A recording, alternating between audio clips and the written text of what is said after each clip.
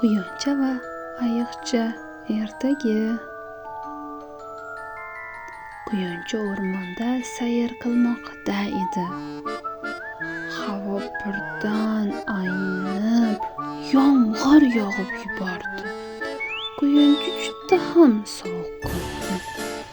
Uning yoniga ayiq polvon keldi. "Sovuqmi?" dedi ayiqcha.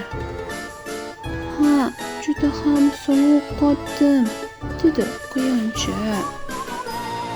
"Kel, seni shamoldan himoya qilaman", dedi-da, uni bag'riga oldi.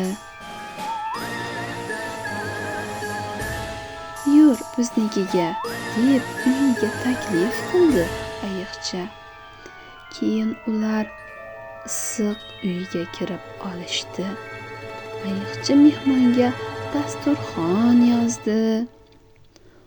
Ular issiq choy ichib, uzoq suhbat qurishdi. Mehmon uyiga tez yo'l oldi. Ular do'st bo'lib qolishga va'dalashdi va sekin xayrlashib, ayiq polvon kuzatib qo'ydi.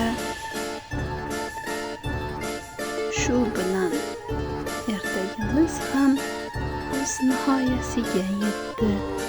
E'tiboringiz uchun